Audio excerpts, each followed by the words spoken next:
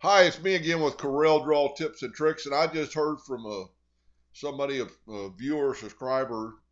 She posted on one of my videos that I just did about joining curves, and she's using X4, and it doesn't have that docker. It doesn't have a docker for join curves. And I just looked, and I started out with X3, and X3 doesn't have it, but X5 does. So X5 and above.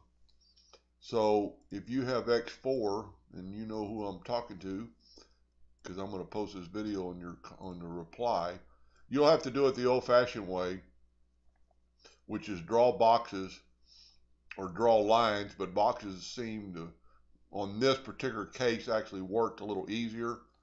I could see that I kept getting uh, bleed when I was drawing this box, and I kept narrowing it down.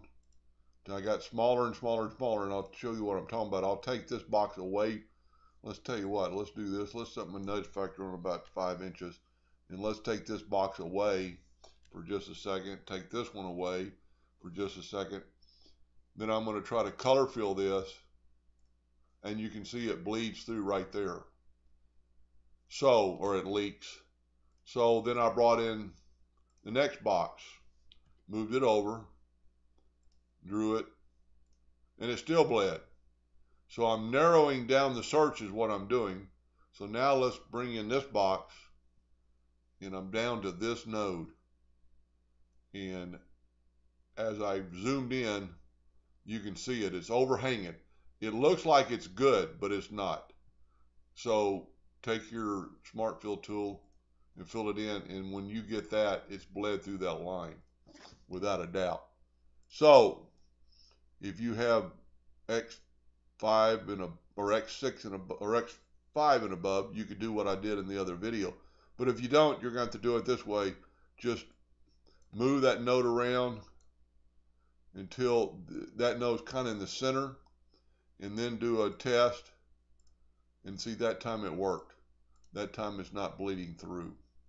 Now, with that said, because you do not have that docker, you do have one tool, but it won't work like I did on that video where I closed all the nodes. I've created a little bitty gap in this box, and it would definitely bleed through. Let's just draw another box, and let's color fill it and see it bleeds through that box.